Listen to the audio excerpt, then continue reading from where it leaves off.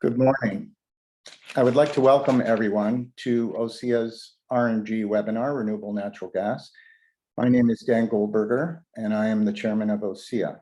OSEA is a not-for-profit association, primarily with SME members, small medium enterprise members across all sustainable and low carbon technologies, from solar and energy storage to geothermal and RNG. I would like to begin with a few housekeeping comments. Due to time constraints, we will not take direct questions from the audience, but feel free to post them in the chat function as we go along. And if there is time, I will direct them accordingly. Also, this event is being recorded and posted to our website, and it'll be posted sometime after the event. Please visit the OSEA website to review the webinar at your convenience.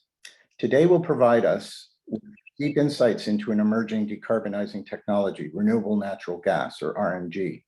In Ontario, as we continue to debate how best to move to a net zero and circular economy, RNG provides us with an interesting case study. We will also hear from experts who will share success stories across the country, within our larger municipal sector, and from industry experts and developers of RNG. Before proceeding with the webinar, I will make a brief statement on behalf of OSEA, its board of directors, and its membership. With the sole purpose of the following webinar being to foster open dialogue on the issues surrounding RNG specifically, OSEA is making it clear that it advocates for the development and growth of the entire sustainable energy sector and not for the promotion or advertising of specific products or services to influence consumers' purchasing decisions. OSEA does not make any material representations here and does not make representations for the purposes of influencing public consumer behavior, i.e. the business interests of its members. And now I'd like to read a brief land acknowledgement and then we'll begin. The City of Toronto acknowledges that we are on the traditional territory of many nations, including the Mississaugas of the Credit, the Anishinaabe, the Chippewa, the Haudenosaunee, and the Wendat peoples, and is now home to many diverse First Nations, Inuit, and Métis people. And now I'd like to introduce our first speaker, John Longcar, a specialist in the RNG business development side for Enbridge. John, you have up to 15 minutes. Please proceed with your slides. Thanks very much, Dan, and welcome everyone to today's session. My goal for discussion today is to bridge the gap between our opening remarks and our star-studded panel for RNG discussion.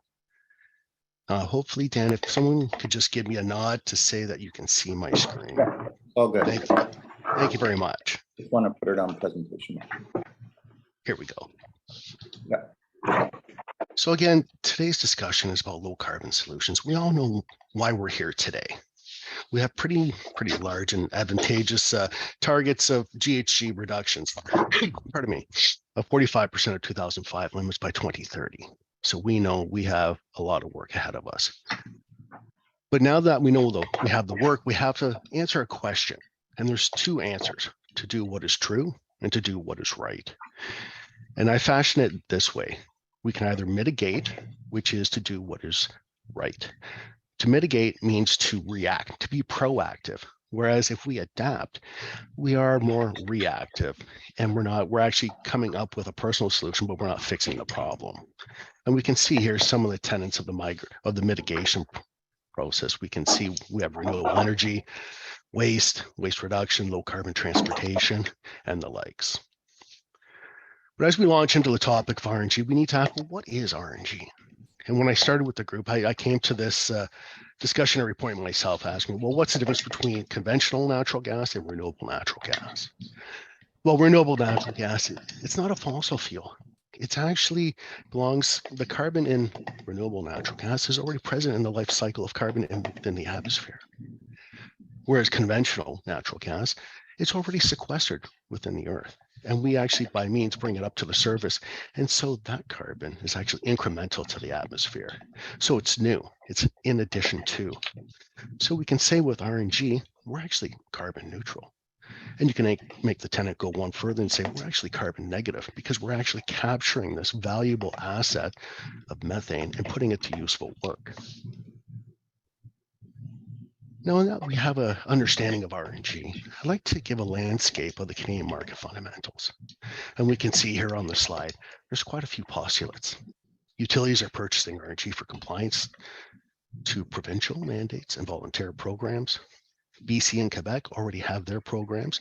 Proud to say Enbridge just filed with the OEB to green our pipeline in October. We also have the potential for federal clean fuel standards.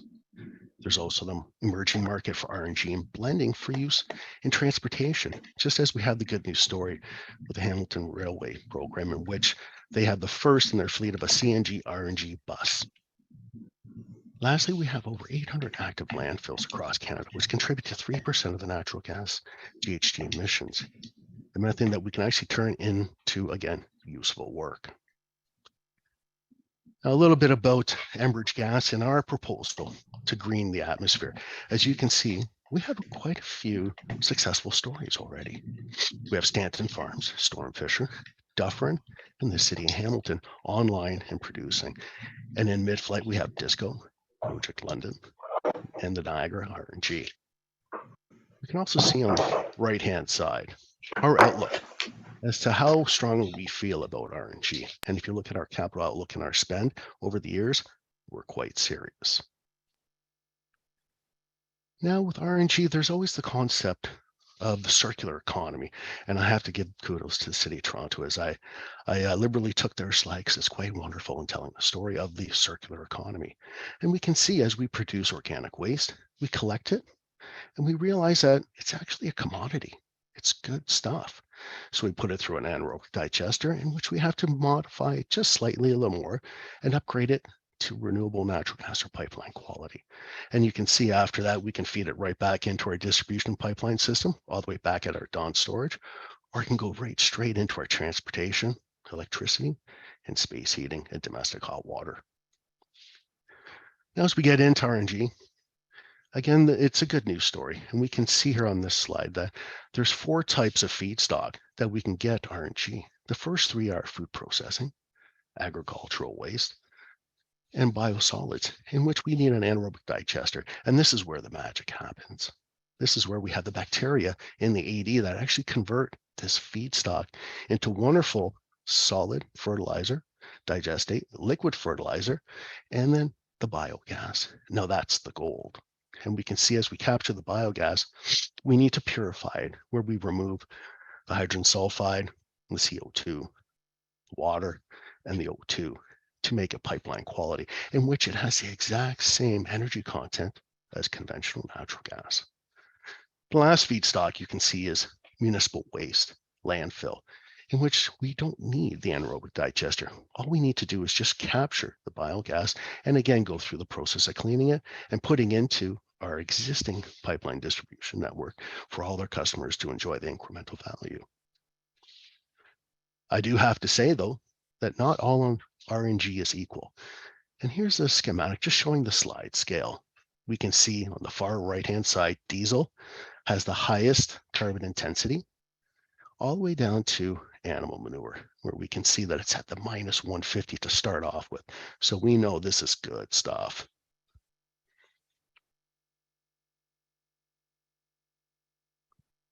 I also want to talk about the business considerations. There's a lot of talk about decarbonization, which is code for electrification. But what I want to point out is that, yes, there is an incremental cost to RNG over natural gas. RNG is actually still cost competitive to electricity. And as you can see on the right-hand side, I pulled the cost data on November 13th. And so we can see that the Ontario blended electricity price is just under 11 cents, where RNG is around 8 cents per kilowatt hour. Now, this is fantastic because as we go forward in our course of business, and the objective is always to keep businesses in Ontario, RNG allows companies to understand and utilize and manage their utility costs by actually going with the more cost competitive RNG and actually help meet their GHG requirements, because RNG is considered carbon neutral. And also with RNG, we have the avoided carbon charge, where right now, it's not too bad. It's $50 per ton, but in 2030, it's $170. Now, just to talk about some of the advantages of RNG. As you can see, there's quite a few.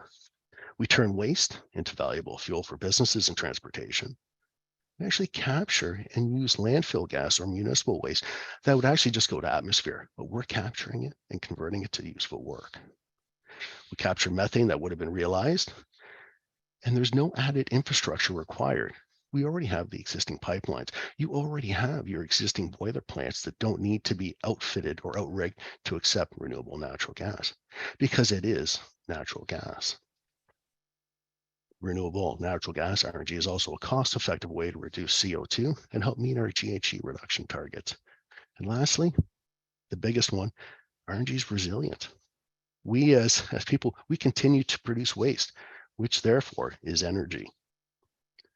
And coming to my last slide to wrap up the whole story, RNG can compete with electrification. We can operate and exist in both spheres, but there's times in which one outperforms the other. Now, RNG is carbon neutral, and it has the same energy content as conventional natural gas. What's important is there's no power quality issues as you would have with electricity. RNG is plug and play. Your boilers don't need to be outfitted or outrigged to accept renewable natural gas as opposed to buying a brand new electrified power plant. So there's no new capital spend. RNG does not contribute to the peak electrical demand. And lastly, and mostly for me, we're able to turn waste into useful work. And with that, I hope I bridged the context of today's discussion to lead us into our great host of panel participants. Thank you very much, Dan, for the time to speak with the audience. Thanks very much, John. That was excellent, very informative, and I think it set a real good baseline for us to carry on in the webinar. So now I'd like to very much thank you once more and to welcome Jennifer Green, who's Executive Director of the Canadian Biogas Association. Jennifer has prepared a slide deck, so I'll turn it over to you, Jennifer. Super. Thanks so much, Dan. It's a pleasure to be here and always eager and keen to talk about renewable natural gas. I am cognizant also of a very packed agenda, which is excellent for all of our listeners. And so I will do my best to keep us with lots of time. I just want to say that John has set us up beautifully in terms of talking about the many, many benefits that renewable natural gas offer.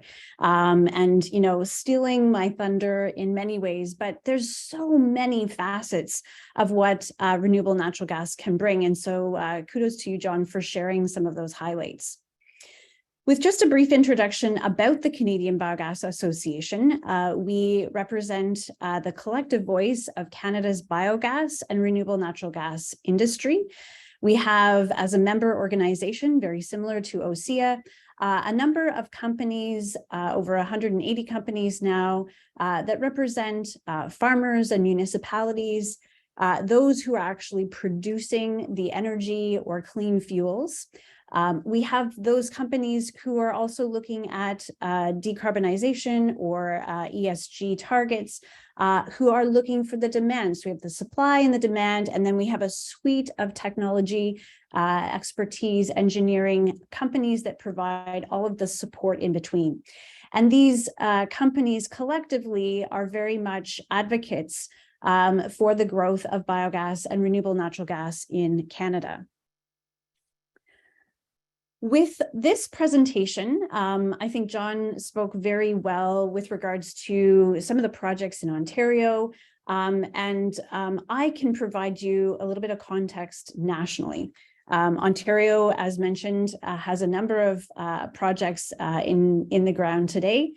And nationally across the country, we have close to 300 operating biogas and renewable natural gas projects.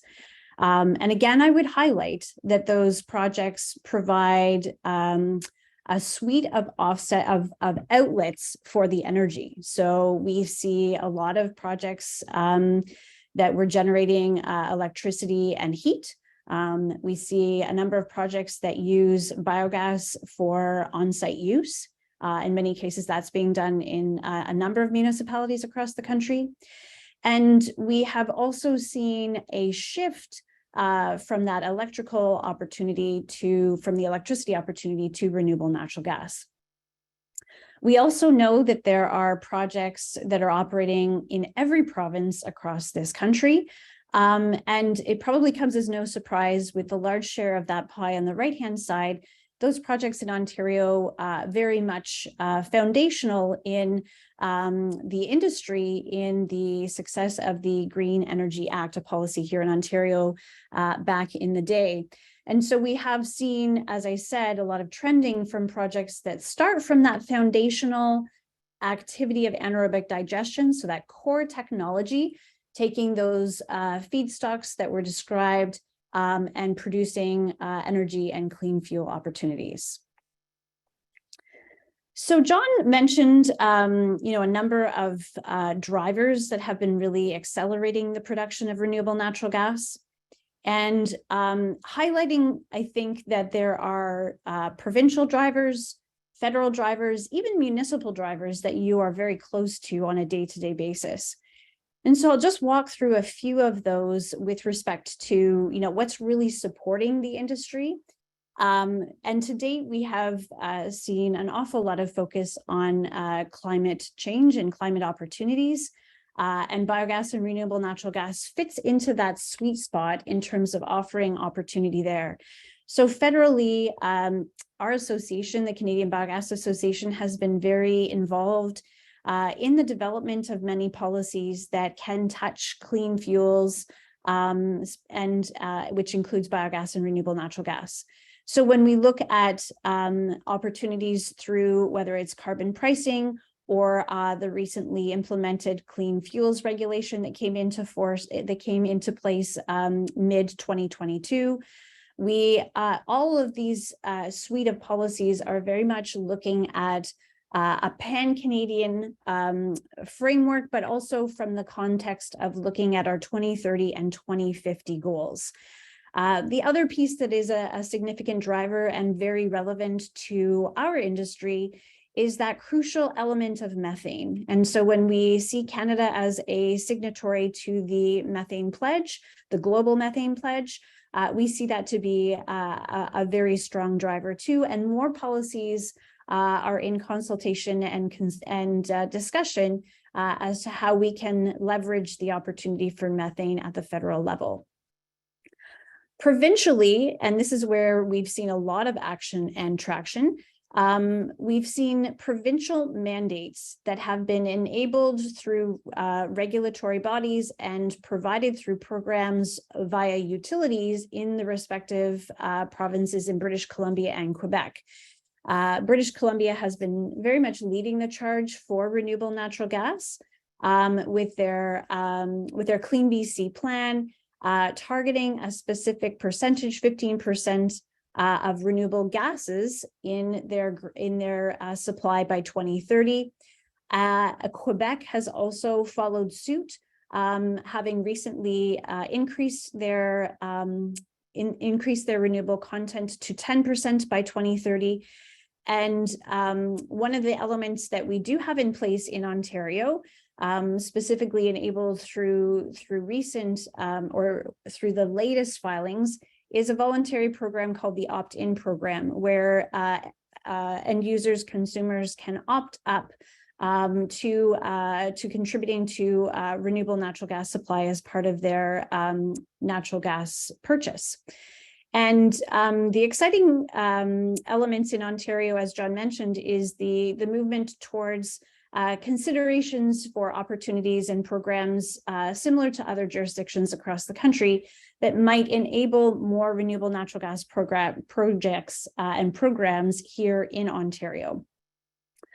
At the municipal level, we see one of the key elements driving or pulling kind of challenging opportunities for growth really is in this waste reduction piece. And so where we've seen kind of a milling together of policies being opportunities for diversion of organic materials from landfill, where those materials then can be commingled or co-digested with other feedstocks, that really does play a difference in municipalities. We've seen in Quebec, in Metro Vancouver, there's several areas and pockets across the country, Nova Scotia, where actual bans on organics to landfills significantly play a factor in helping to accelerate growth across the country. The Canadian Biogas Association published a report earlier in 2022, which was very much dovetailing with the federal trajectory for hitting our 2030 and net zero targets. And with this analysis that was undertaken by a third party, it really did show how biogas and renewable natural gas can, if in future, with the opportunity for the right policy setting, can really unlock some significant potential and be a large contributor to where we're collectively trying to go in helping our climate solution, and helping be a climate solution. And while these specific contributions to our greenhouse gas reductions seem fairly large, when you actually look at the opportunity province by province, every province has an enabler opportunity, the availability of feedstock in order to be able to allow for biogas and renewable natural gas to grow. And so one of the other key elements of this study is really that under the current framework of policies, and again, federally, those policies are only enabling a very small volume or small fraction of the industry's potential. And so biogas and RNG have a lot more runway, if you will, in terms of being able to generate those emission reductions. And we analyzed in this study what could be those levers to really accelerate. And when you look at the opportunities that have been presented provincially, the suggestions are not novel or unique. There's precedent across the provinces where we have a bit of a patch-like type policy in place, where we can replicate that at a level that can help enable the growth of biogas and RNG in Canada.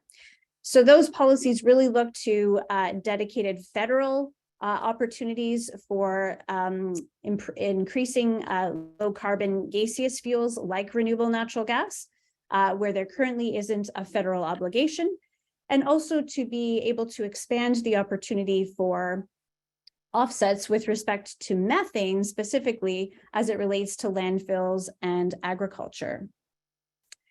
And I threw this slide in here because I think it's still telling, and over my course of many years with the industry, it's interesting to see, and it's all well and good to talk about the opportunity, but what is really holding us back? And I think it's important to recognize that with any technology, there's a spectrum. And at any given stage, politically and or within the life cycle of a project, even there are elements in the development stage that you have to walk through. And the key, and one of the pieces that I have articulated here, is really related to the regulatory drivers. And one of the things that we can see make or break the growth of a sector is really whether there is certainty and strength in that policy to be able to allow for investment to be put forward and to enable these projects to happen. And I think we've seen a lot of concern at all levels of government with respect to that particular risk. I think that it's a given that a lot of these projects very much rely upon the feedstock in terms of being able to even start that magical process that John described. And so enabling opportunities for that feedstock to come together in a way that is as clean and homogeneous and available to these projects is really key. And there are examples of where we're seeing that work well, and examples of where we're seeing that work not so well, and improvements can be made. I also wanted to highlight, again, because we have a chock-a-block agenda here of many, many speakers, but resources that the Canadian Biogas Association has pulled together specifically targeted for municipalities. I would encourage anyone to have a look on our association's website with respect to access or requests for these resources, a number of resources that can be of assistance in providing good guidance and best practices. And with that, I'll just pass the floor over to you, Dan, and thank you again very much for the opportunity to showcase some federal perspective to this discussion today. Thank you, Jennifer. That was very interesting and indeed complementary to John's highly technical comments of RNG. And there was a question in the chat function that wanted to go to how you would describe RNG as carbon neutral or not.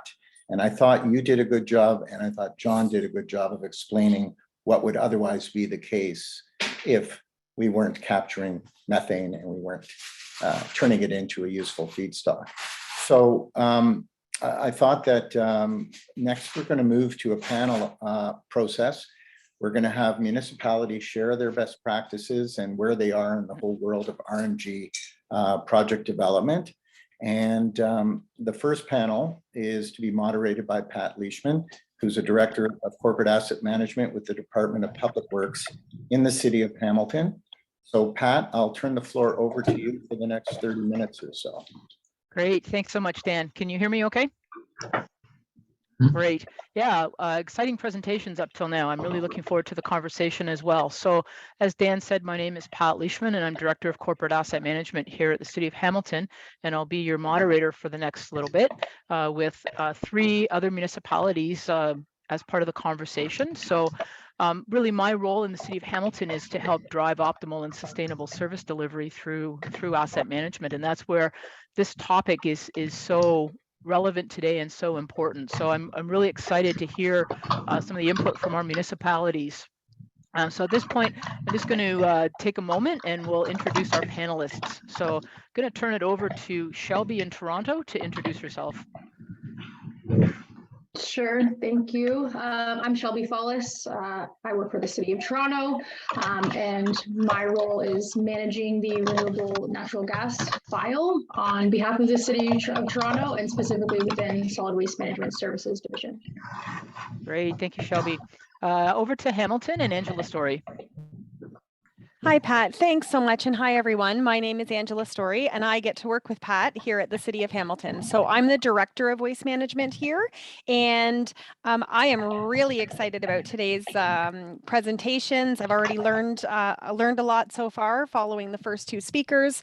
We are premature to the RNG game here in Hamilton outside of the 1 HSR bus that John had spoken about. So I'm looking forward to providing our thoughts on maybe where we can go and hearing what everybody else to say. So thanks so much. Awesome. Thank you, Angela. And our last municipality that will be part of the panel is Ottawa, and Mike Fletcher. Yeah, good afternoon. I'm Mike Fletcher from the City of Ottawa. I work in the Climate Change and Resiliency section, and was involved in the development of our energy and emissions model that leads to net zero emissions. And one of my files is renewable natural gas, and working very hard on that now. Thank you. Excellent. Thank you for those introductions. So Angela, Shelby, and Mike, we're going to jump in with some questions. So the first question that I'm going to toss your way, and I'm going to start with Shelby, and then we'll rotate through. Shelby, how can your municipality mitigate risk in developing and or operating RNG projects? Sure, yeah. So I'll just provide a bit of context first before I kind of jump into that. So at the City of Toronto, we have right now 4 identified sites for renewable natural gas infrastructure. 2 of those are organics processing facilities, and 2 are landfills. So the first at Dufferin waste management facility is in the midst of being commissioned. We are already using the gas actually within our city infrastructure. But again, it's in the midst of being fully commissioned. However, gas is being produced. The second, which is in the design stage and hopefully very shortly construction stage, is Disco, another organics processing facility. And the first landfill is underway. We're looking to enter into an agreement there. And the fourth is not an issue. So just going off of that, in 2015, the Solid Waste Management Services Division identified RNG as a top priority for biogas management. Excuse me if you're, yeah, I think that We're good. That person's muted. Sorry. Okay. Go ahead, Shelby. And sorry. So we identified as a division RNG as a top priority for biogas management and started to search for technologies and collaborators to upgrade our biogas to RNG. So when looking at the different technologies and options for upgrading and transporting the gas, the division did take a triple bottom line approach that considered the economic, social, and environmental benefits. So Dufferin was identified as the initial site to receive the biogas upgrading infrastructure. So as I said, the one in the midst of commissioning. As the intention was to use the RNG that would be produced at the Dufferin site for city use and within our own city infrastructure and assets, the project would require access to the natural gas distribution grid, which is of course managed by Enbridge. So for this new connection to be possible and to ensure it was done safely and met standards, Enbridge would need to supply, install, and operate the biomethane system. So solid waste staff reported these findings to council and recommended they authorize solid waste to enter into any agreements necessary to support the execution of such a project, which was ultimately adopted. And so this arrangement helped us to mitigate risk from a timeline perspective. We were no longer bound by the competitive procurement process, which is a big win. From a quality perspective, we would not be accepting the lowest bid that typically comes with a competitive procurement process, especially at the City of Toronto. We are looking to move away from that, but it remains typically lowest bid. And then also bringing in another contractor who would be required to coordinate with Enbridge to ensure specs were met. There needs to be a tie-in, and we would still need access to the distribution grid. And finally, from a budget perspective, entering into these turnkey solution delivery model meant locking in a regulated rate of return across the entire project rather than the regulated pieces only. The BMS under a regular procurement could be marked up by the vendor, but EGI or Enbridge was offering the regulated rate on an unregulated asset. And this rate was one that was deemed to be competitive with the city's cost of borrowing debt. So it was a win-win all around. Wow, thank you so much. That was an incredibly thorough answer. And I love the risk mitigation there, particularly the partnership with Enbridge. That's huge. Mm-hmm. Thank you. I'm going to move the same question over to Angela. From your perspective, Angela, how can municipalities mitigate risk in developing or operating RNG projects? Thanks very much, Pat. I mentioned in my introduction that the City of Hamilton is sort of brand new and kind of embarking on these activities. So when I'm looking at mitigating risk right now, it's really just sort of like in the early stages. So John did mention in his presentation, we do have, from a transit perspective, we have one of our buses in a large fleet that is fueled by RNG, and that is through an agreement with Enbridge for the RNG. In waste management, we do have an aerobic composting facility for our green bin materials. It's just SSO, just food waste. And our cap right now at our facility is 20,000 tons per year. So that would be our feedstock from a composting perspective.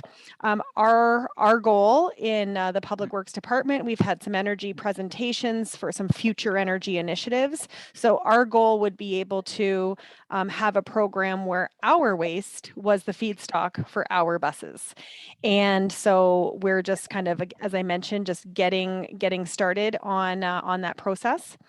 We do have a methane gas collection site up at our landfill. So we have one operating landfill here at the city, and we had 168,000 tons of waste that was processed at that landfill last year.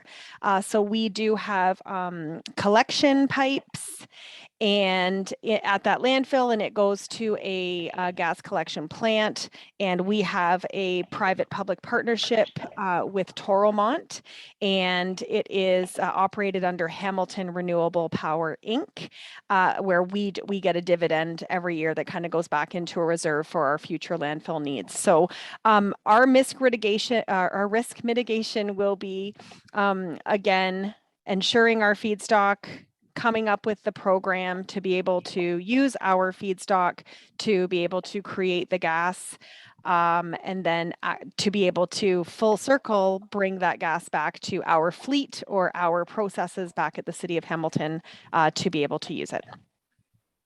Great. Thank you, Angela. I appreciate your thoughtfulness there in that answer.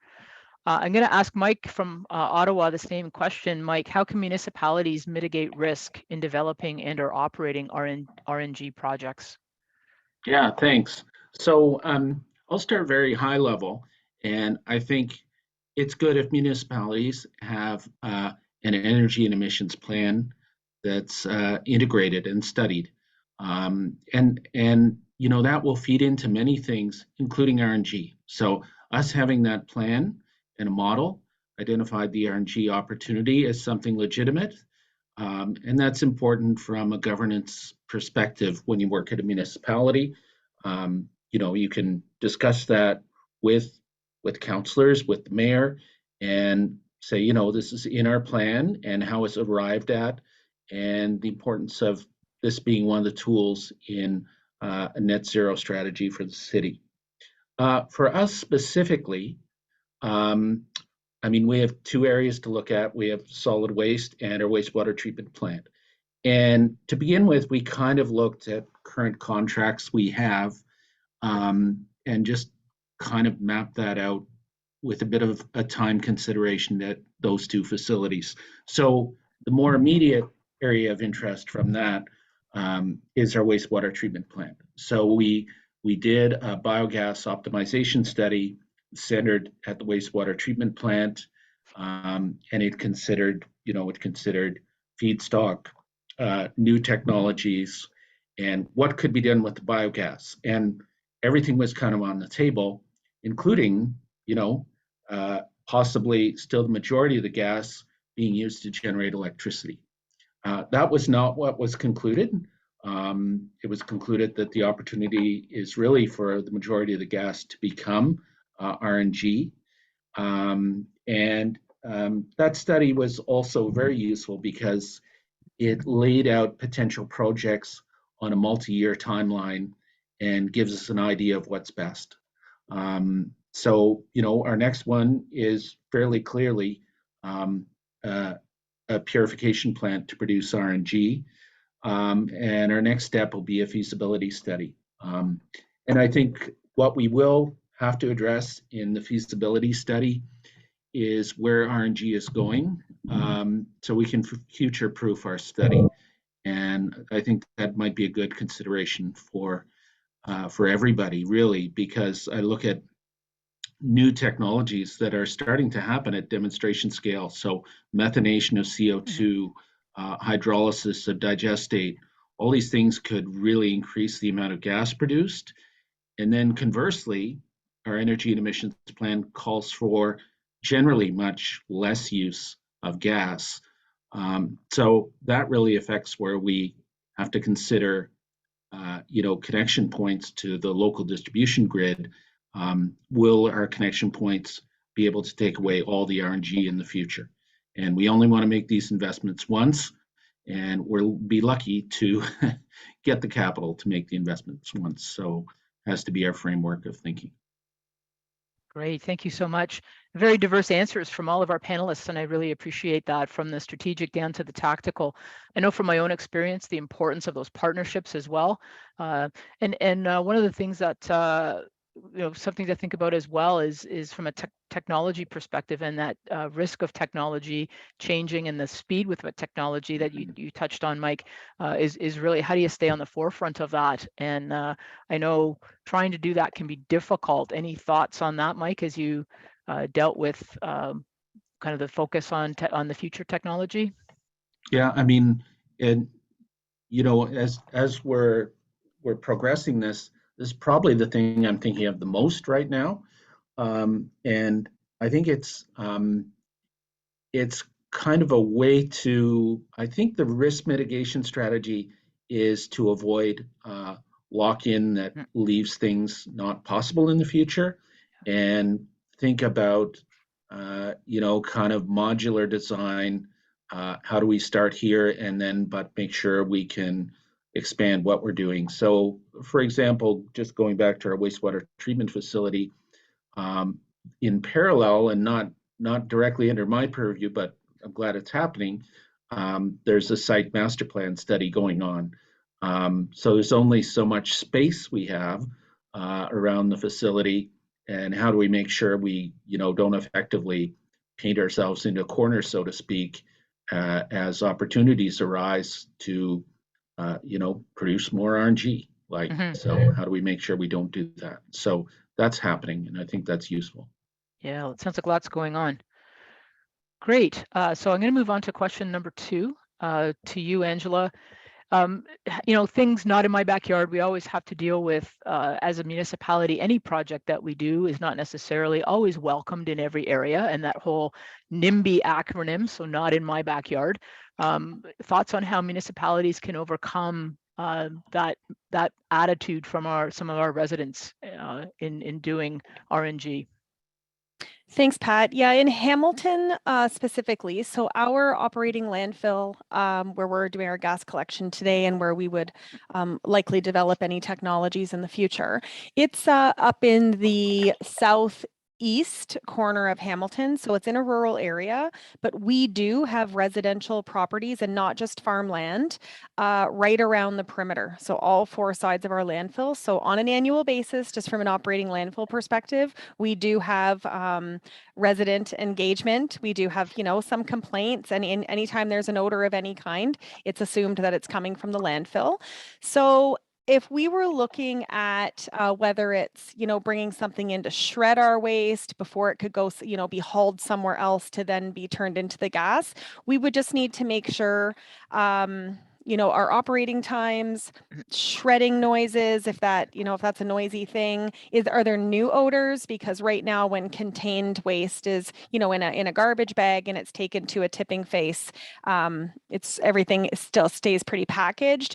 But if we start shredding materials in order to prepare it to go through a gasification process, there definitely could be an issue of new odors that might come around. I think, Pat, in your question too, we definitely would need stakeholder engagement. So what we have definitely learned here in Hamilton, and I'm sure it's the same everywhere else, is to start engagement early, whether it's with subject matter experts, whether it's with a radius of properties around. It could be a full city conversation because there would be, major budgets assigned to a project like this as well. So we would definitely want to include more people in updating them on kind of what our plans are and what's going on.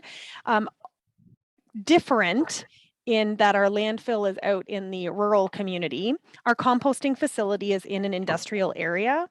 But again, in Hamilton, the industrial area butts right up against residential areas. So we have had odor issues in the past with our composting facility. So one of the things I think from a NIMBY perspective in Hamilton and likely in other places is if we've already had issues with operating time, noise, odors, people will be more sensitive of that. So as we go forward, we would need to be more careful and over communicate to ensure that we've thought all of the things through so that everybody that's involved will know that we're coming at it from the best way possible.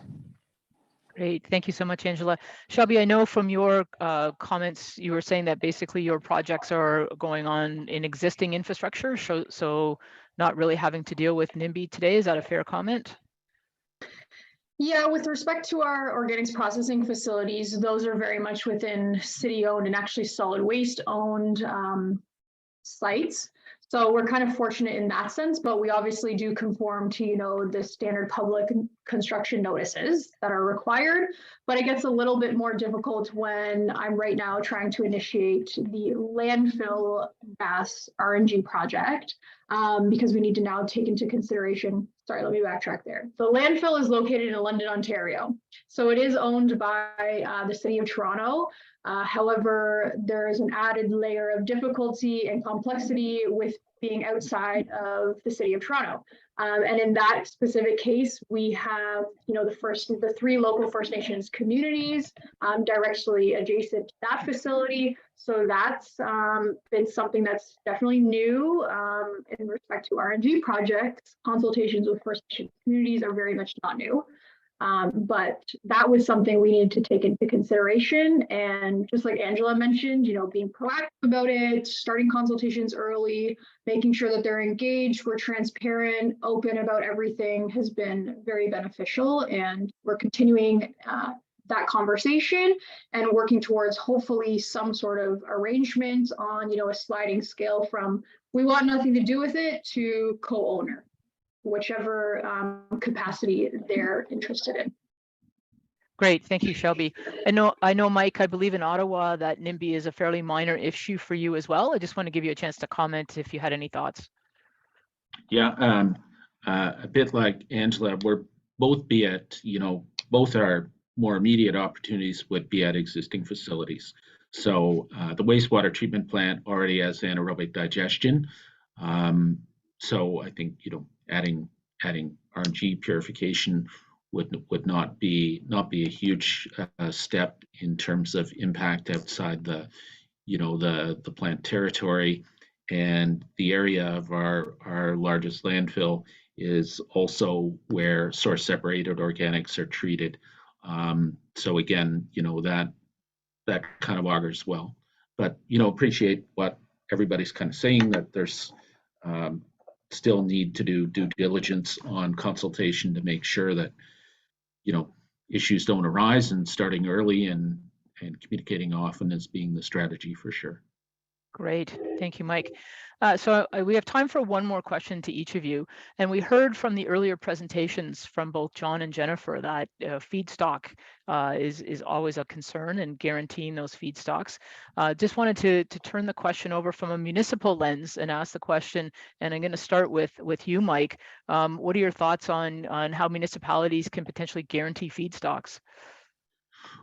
Well, I would say maybe we are a little less concerned than average on feedstock availability. I mean, the wastewater treatment plant, it's the only wastewater treatment plant in Ottawa, so the organic material is going to come to us. And I would say overall, and again, if I go back to our energy and emissions plan, there's other elements of the plan that we hope will drive organics diversion. So at the time the plan was drawn up, we were anticipating an organics to landfill ban in 2024. So that's what our plan shows. And, to hit our emissions targets, that's what we need.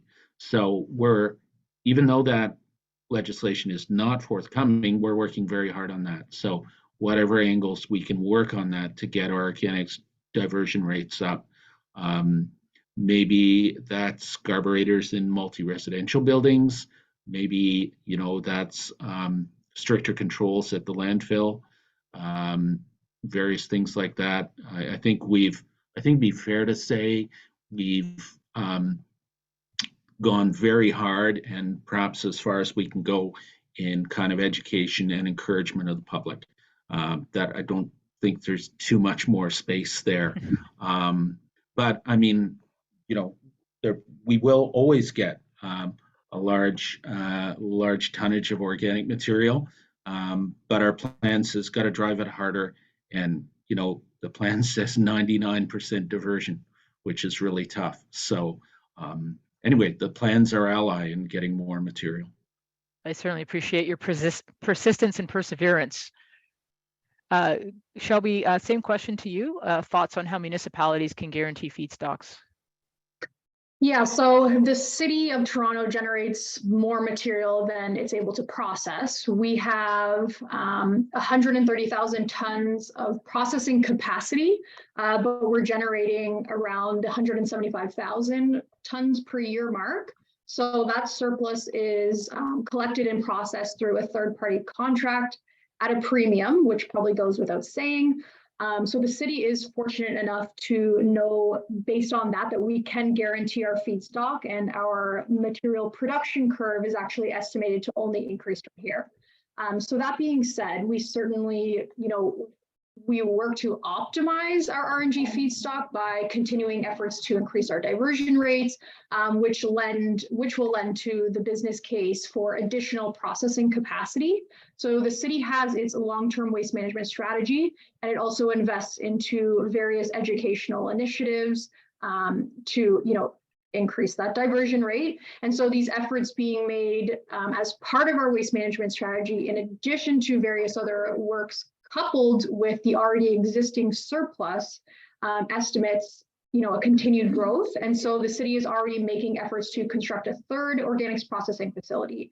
And the surplus alone makes the business case for a third OPF RNG facility, as it does exceed the minimum threshold or city identified threshold to be considered, that's considered required to make a facility economically feasible. And that's around, for us, the 20 to 30K tons of SSO annually. Great, thanks. It's always nice to be in a surplus situation, isn't it? makes Yes, life a whole lot easier. Certainly does. Yeah. Angela, thoughts from Hamilton's perspective, or your thoughts on how municipalities can guarantee feedstocks?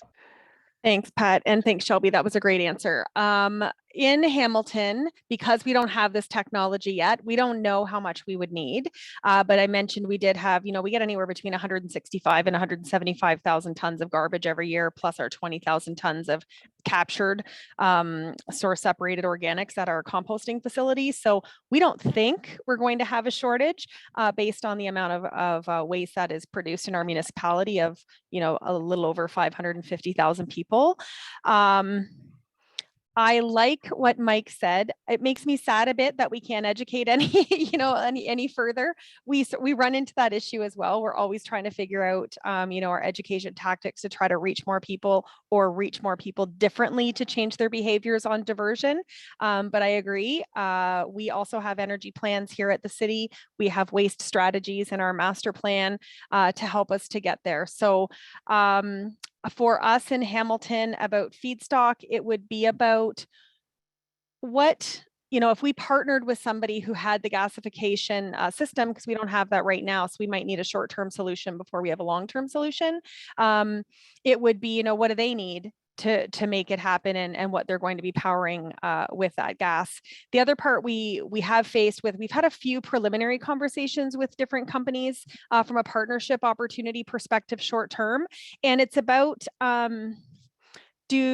does a business pay us for our waste, or do we pay a business to take the waste? So without getting into procurement discussions with them, because of course we have strict policies that way, there's always that double-edged sword of, are we paying for this, or are they paying for that? So what asset do we see as most valuable? Because of course, to remove waste from our landfill is certainly going to extend the life of our landfill. So we definitely appreciate that. But at the same time, if we're providing somebody with feedstock to be able to make the gas, what they're benefiting from that as well.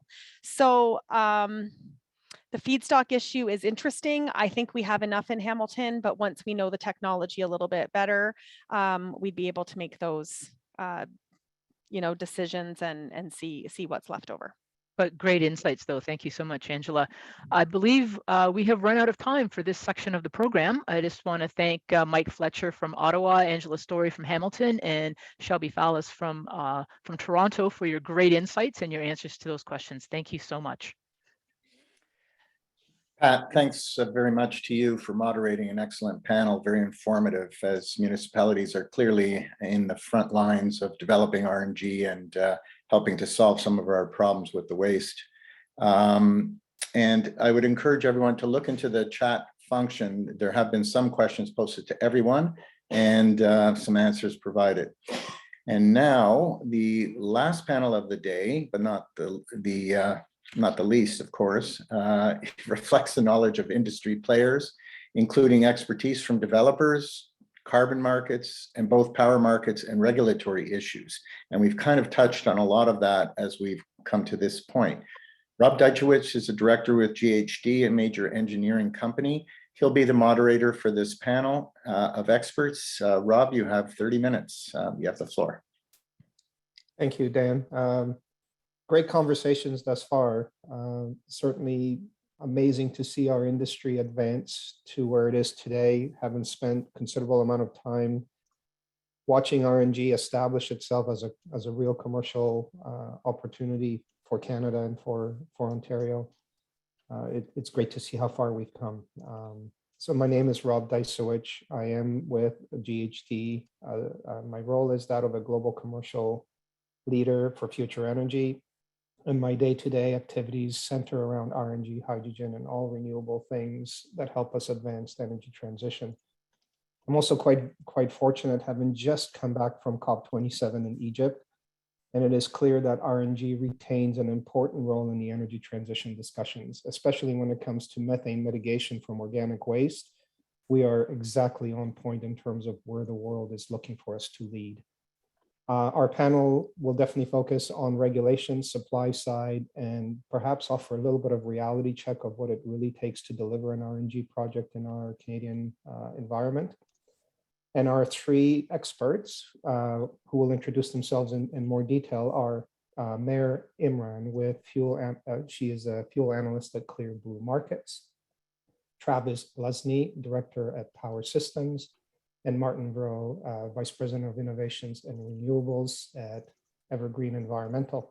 So maybe we'll start with you, Mayor. Please introduce yourself and tell us a little bit about yourself.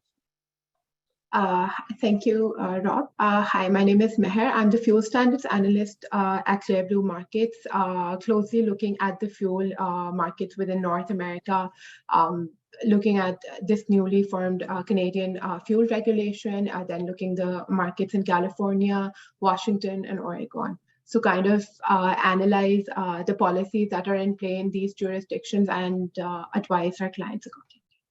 Thank you. Thank you. Travis, maybe to you next, please. And thank you everyone for having me. So Travis Lesney, Director of Power Systems at Power Advisory, management consulting firm working across Canada and throughout the US in the electricity sector. We provide traditional management consulting along with kind of detailed technical analysis and support in regulatory. And in a previous life, I was a transmission system planner in Ontario and have advised many clients across the spectrum on the impacts of the power system and the path towards net zero scenarios. Thank you, Travis. And Martin, please. Hi, everyone. Hi, my name is Martin Vreau. I'm the VP of Innovation Renewables at Evergreen Environmental. Evergreen is a privately owned Canadian company doing diversion projects like RNG anaerobic digestion projects.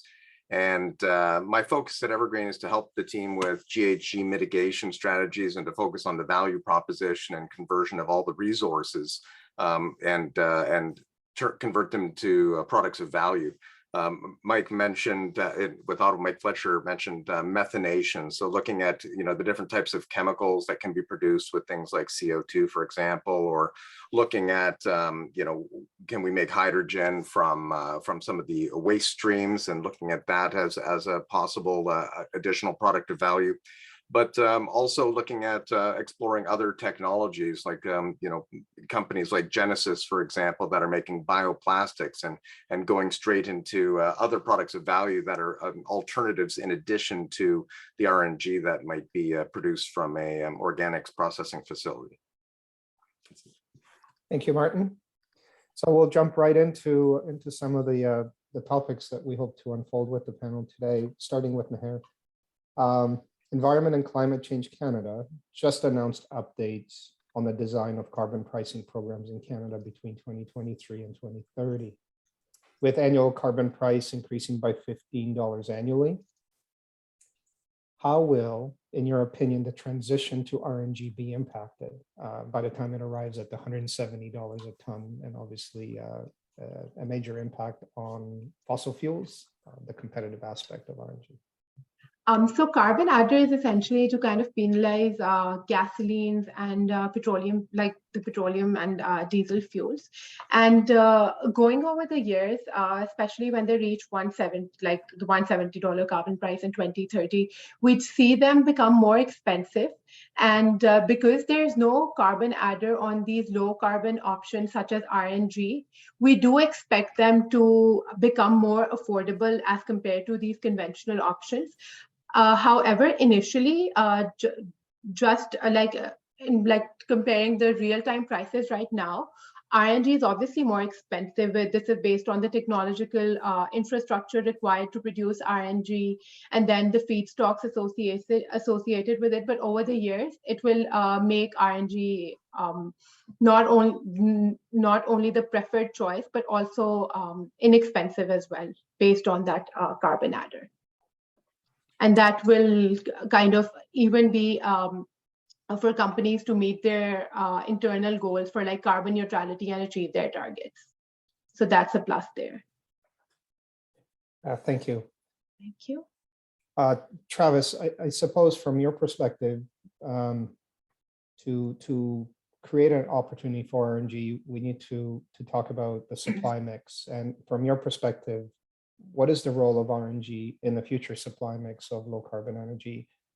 And what are sorry, I'm jumping in already. And maybe what are the opportunities as well as the challenges? It's actually a very complex question. And one of the things that not just the Ontario power system, but really across the country and around the world is starting to recognize is if we are going to achieve a net zero electricity sector, we need to figure out how to replace where our thermal units that are powered by carbon intensive fuels go. And a key kind of challenge that's going forward is the role of flexible thermal assets within the supply mix. And this is primarily in Ontario, is gas-fired generation. And there's many different kind of options, none of them slam dunks at this time to replace it, whether it ranges from long seasonal duration storage to less or no carbon intensive fuel inputs such as renewable natural gas. But what is clear is you need to have that sort of flexibility very quickly. And so you're not going to get it all from one place. You're probably going to have a mixture. And that's really where the opportunity for renewable natural gas is to be part of that component to allow our existing gas-fired generation fleet to reduce its carbon intensity. And there's a real add-on benefit to being able to do that is that we have placed, and many jurisdictions have as well, gas-fired generation within the power system in a way that avoids expensive and very intensive land use transmission developments. And so if you can continue to use those assets during peak demand periods, whether it's in the winter or summer, you not only are able to kind of have that flexibility from a supply mix, but you also have the ability to avoid the potential to significantly expand your transmission system capability. Yeah, it is certainly a complex issue when you think about that. We're trying to unravel a energy supply chain that has been established over years with great investments made into assets that can't readily be retired or put out to pasture without figuring out exactly how do we move that forward based on the billions of dollars of investments made. So certainly complex. And I suppose, Martin, from your standpoint, how do you see the RNG sector, especially on the supply chain as a whole, evolving over the next 5 to 10 years, say between 2030 and 2050? Sure. I think very importantly here, I touch on a bit also on what Mayor was saying and also Travis, is that it's these partnerships that are going to have to develop in order for the supply chain to evolve to for people to be working together. And, when you look at the regulatory environment, people will be hit with, waste reduction targets. Municipalities will be hit with carbon reduction targets. People are going to have, carbon taxes and things like this. If the regulatory environment is going to create the regulations that are going to put limits on things, it also has to enable the solutions to exist. And with RNG as one of those solutions, and it's one, there is not going to be a single smoking gun solution to solving climate change challenges, but the various partnerships that can happen that will say a regulatory environment can say, okay, then we're going to have an X percentage ramp up of organics or of renewable natural gas in the gas supply and have that ramped up from a procurement perspective. When you look at the regulatory environment set by governments, they're also some of the biggest procurement parts of that supply chain. There's an opportunity to say, okay, we're only going to be buying, we're going to also mandate for ourselves as a municipality or a city or a province to purchase renewable natural gas and other renewables as part of that procurement policy that helps to enable that supply chain to actually exist and creates the economic demand that allows the financing for a lot of these startup companies and a lot of these startup industries to get going. And when you look at also, you know, from Travis's perspective, some good points there, when you look at all the existing thermal assets, when you look at other renewable power generation, whether it's things, you know, just use examples, wind and solar, which are often have to be accompanied by either some sort of storage, or if not energy storage, which is, you know, largely, you know, only fledgling types of projects that include storage included with wind or solar projects, you have to very often create dispatchable power through gas-fired power generation. To partner into the supply chain, a renewable natural gas supply into that can maintain net zero neutrality with those other renewables. So it's that sort of, that whole supply chain has to be looked at as, what do we want our full energy grid to look like? Everything from how the energy is created, how it is stored, how we manage our waste, how we manage our resources. They can't be looked at separately. So I see the sector as it evolves through 2030 is going to be the development of this less silofied resource management, where waste management is waste management, power generation is power generation, procurement is procurement, and starting to say, okay, how do we mix these together to start reaching those 2050 goals? And that's where I see the evolution going, because there is no other way to really get there unless all these sorts of supply chains become intertwined. Yeah, thank you. Thank you, Martin. And I suppose the one area that we always come back to from a regulation standpoint, you know, we have clean fuel regulations that have been brought forward. You know, I think we all feel that those regulations could reach deeper into the opportunities that are generated with RNG, and how that regulation is crafted to recognize RNG. And maybe back to you, Mayor, from your perspective, given that this is what you deal with on daily basis, maybe if you could give us a bit of a insight as to how the Canadian fuel regulations interact with RNG landscape. You know, I think you talked about being bearish or bullish on the subject when we were preparing for this. So maybe if you could expand on that a little bit for us. So these regulations are meant to kind of incentivize the uptake of these lower carbon options, to kind of give them the incentive, especially from a price point, to make them more readily available, you know, get some funding for their infrastructure development and stuff. So I do believe that when it comes for the gaseous class, it is in fact bearish, because we have a limit on the gaseous credits, which is at 10%, which means that, you know, we're going to see lots of supply into the market for these gaseous credits, but they are going to be sold at a discount, obviously, because, you know, the compliance limit is only 10% for these credits. And if we were to compare it to other jurisdictions that have similar programs, there are other incentives that are stacked onto these credit prices to kind of make these projects more effective. Like if I just refer to California, which is like one of the oldest standing fuel markets we have, there is, so you have the LCFS price, and then you have an adder of the RIN, which is from the federal RFS. So an RNG producer would be getting those two incentives, which are stackable. And if I were to compare the amount a producer can get over there, especially with this book and claim that, you know, even a producer in Canada can get their RNG in California right now using the book and claim.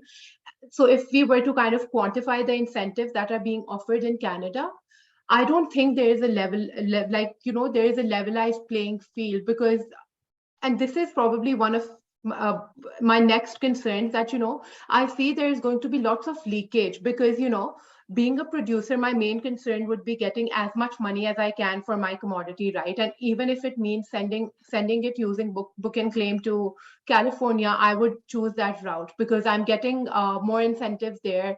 They're like, you know, the LCFS is stackable with RINs. And then even if We look at Oregon, which is also a developing market. The credit price, they're high credit prices, and then you would be able to get that RIN value. So I do think it is kind of bearish, and we need more from the Canadian government in terms of incentives to kind of get this market going. Like right now, the market for RNG is quite immature.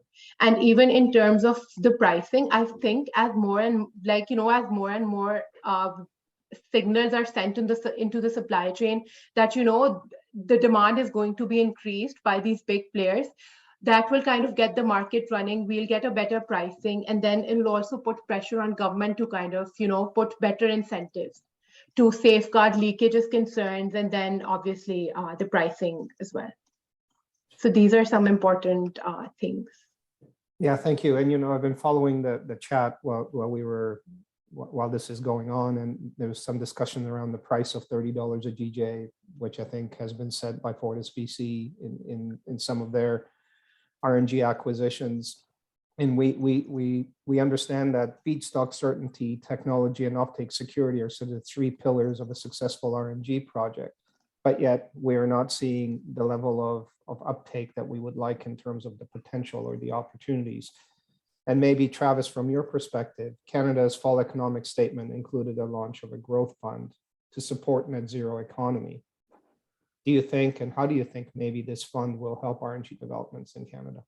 I think it's very interesting. It's early days, and we're gonna have to really pay attention to where the consultation grows. But to Mer's point, there's leakage and there's potential for this stuff to go to other jurisdiction. I think what Canada at least is proposing is a real opportunity to potentially offer, and what they've said in the fall economic is a contract for differences approach, that they would be looking to be an anchor counterparty to ensure that the development of RNG facilities, the production and delivery of RNG into networks, that they will backstop it. And then there is an opportunity and an advancement to then build momentum. And this is a very similar approach that's been taken for other technology advancements, where your real objective is not necessarily the technology to evolve, which you're still hoping, but a scalability that you're trying to get, and that you're trying to get pipeline and stuff in there. And as we heard on the previous panel, there's a lot of interest to go there, but you need to start to create a much more liquid market so that others can look at this from a risk perspective and say, well, it's not only is this something that meets my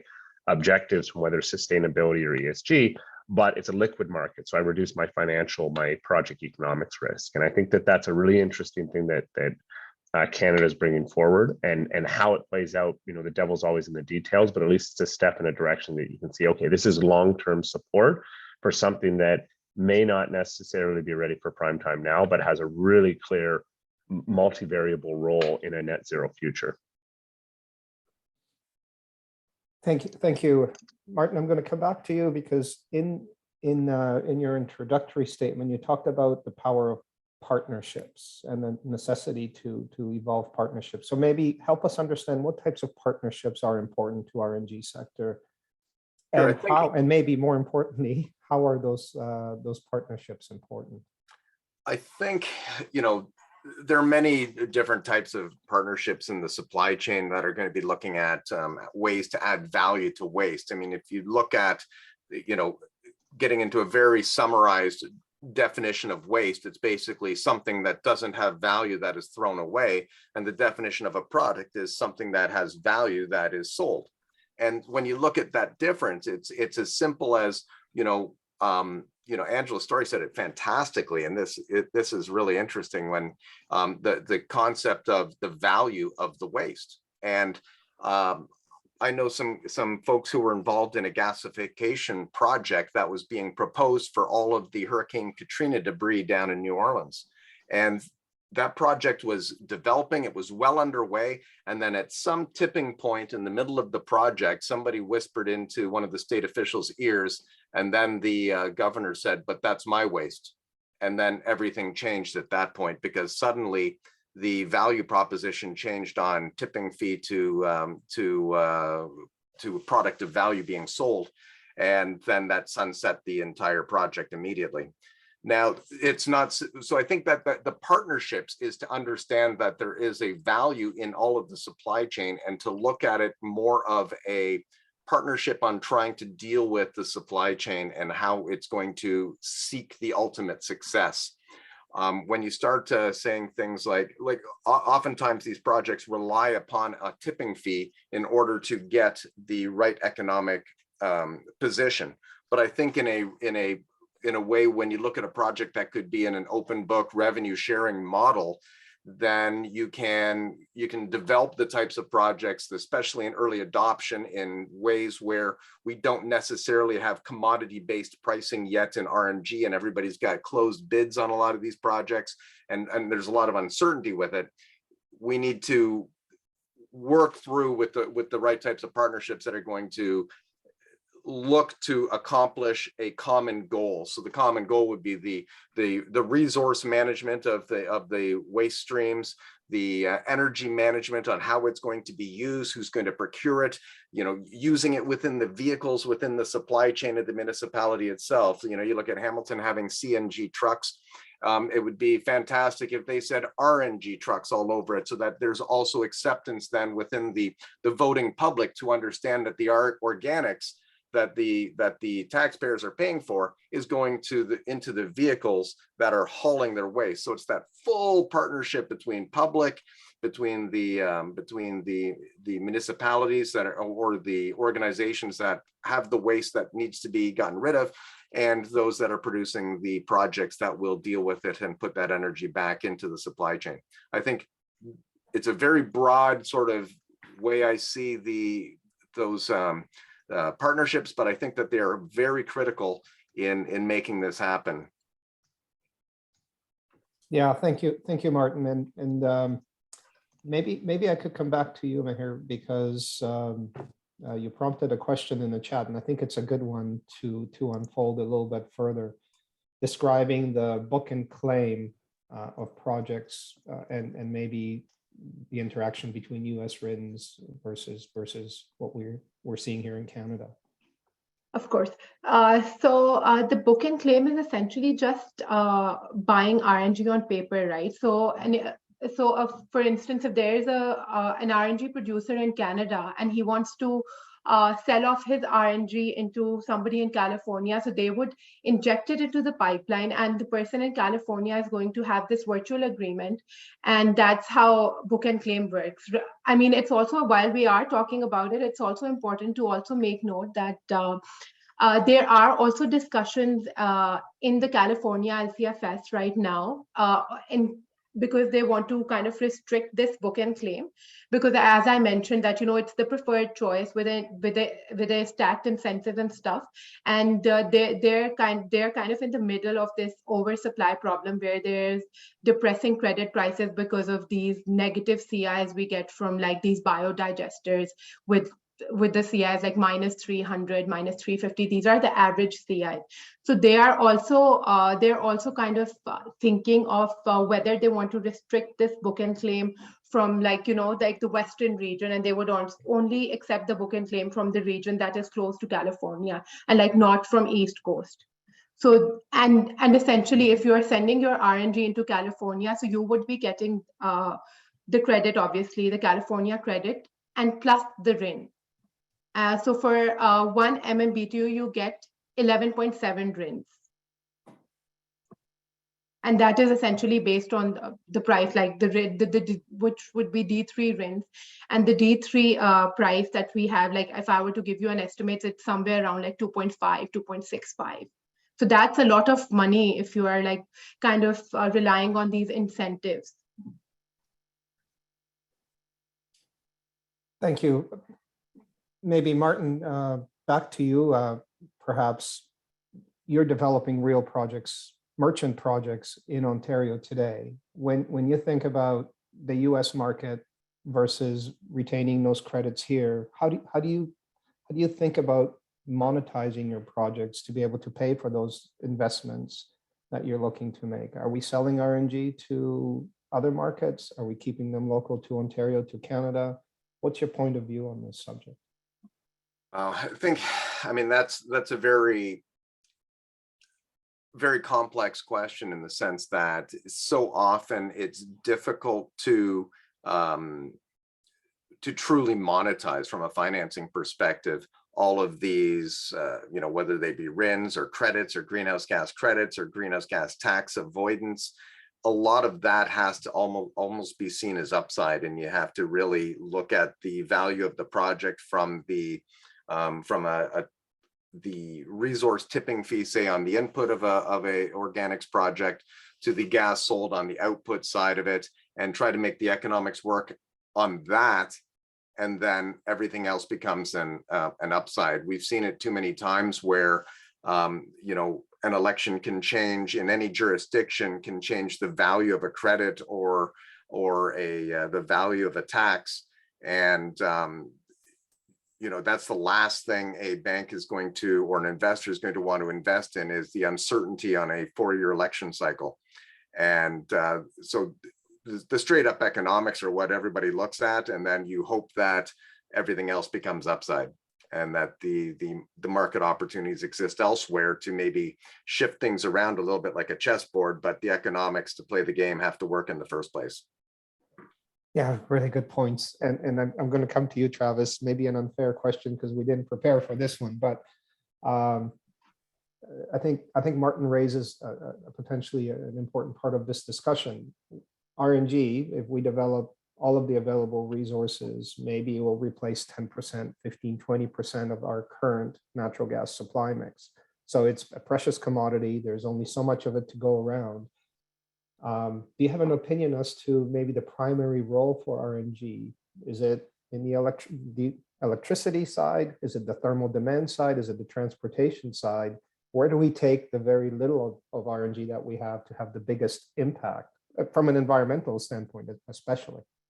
Yeah, no, it's a great question. I think it's something that's really challenging from a system planner's perspective, both at the electricity and the thermal side. I think near term to medium term, even kind of somewhat into the long term, you really see that precious commodity likely focused on thermal demand, that it has the ability to utilize existing infrastructure, and it's probably some of the hardest places to actually extract your last mile net zero objectives. Once you kind of, if you go down the path of air source or ground source heat pumps, you can get a certain amount of energy switched over to electrification, which could be powered by renewable resources. But those cold winter nights are going to need something to top up, let alone when you start to look at on the industrial and or heavy commercial aspect. I think when it comes to transportation, there's a lot of different options available, and you've heard some already on the previous panel and throughout. I think electric vehicles just by themselves are already showing a lot of momentum, so that I think that you're going to be more paying attention to your medium or heavy duty. On the electricity side, it's really in the long term where there's a lot of value, and there might be price competition for RNG compared to others. And that comes down to the fact that if you are putting so much into your electricity system, potentially doubling or tripling it, those extreme weather conditions where you're really relying on the electricity system, and we've become accustomed to a reliability capability of online, or only having offline one hour in every 10 years, it becomes very critical. And to be able to run your units during those really constrained times, they're willing to really bid up the price. And you're seeing that happen across commodity markets right now, given the global conflict and challenges.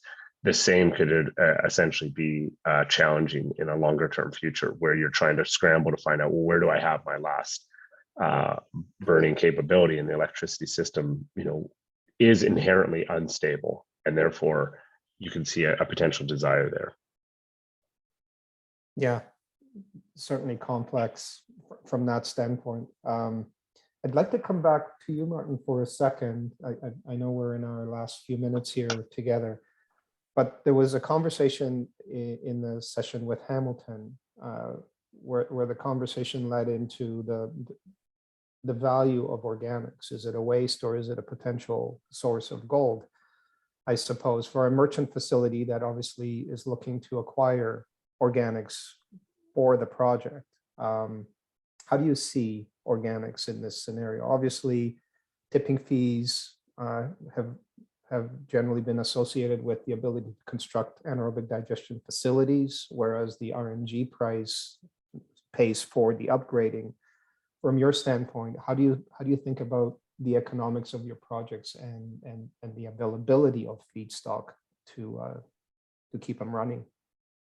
Yeah, I think, one of the easiest ways to say it is who's paying the CapEx.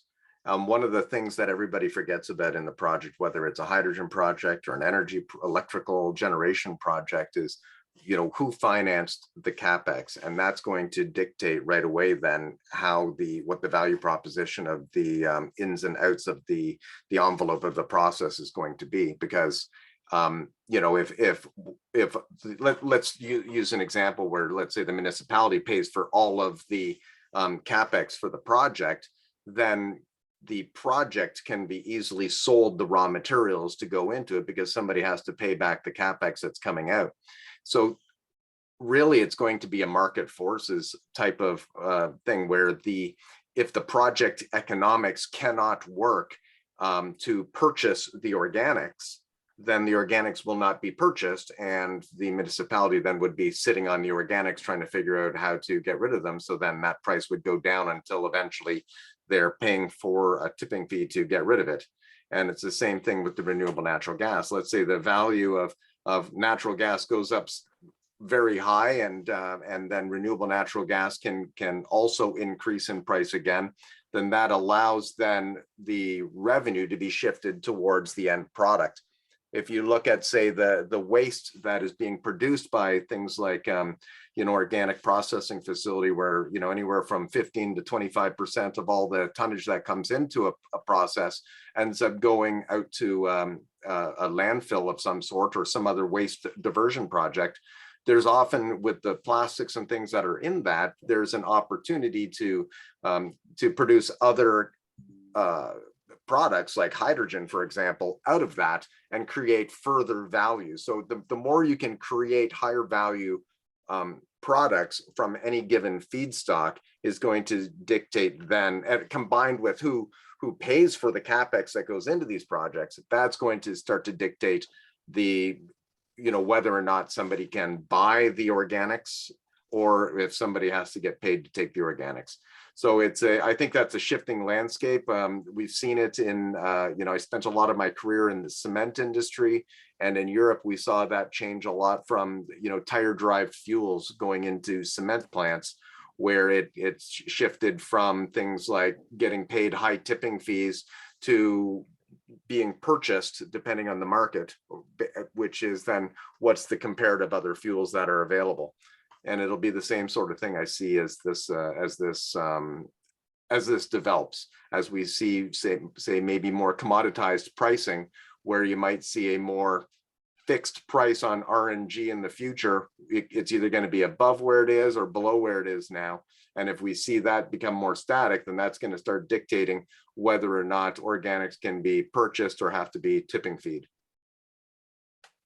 Thanks, Martin. Always very insightful from you. I think we could keep this conversation going for a really, really long time, but being mindful, Dan, of our time quickly disappearing here. Thank you very much for the opportunity to be part of this discussion. We really appreciated the chance to express our view of the RNG world as it's unfolding. Thanks, Dan, and for everyone. Thanks, Rob. And thank you to obviously all of our expert speakers, the moderators, the panelists for today's event on RNG. On behalf of OSEA, its board and membership, I just wanted to extend our appreciation. This was OSEA's sixth major event for this year. If you're not already a member of OSEA, please revisit our website and choose the appropriate membership fee for your organization. We obviously would like to have your support to advocate for increased distributed generation to our grid, and to enhance reliability and resiliency in our communities, and to achieve our collective net zero targets. This concludes our event for today. Have a great afternoon.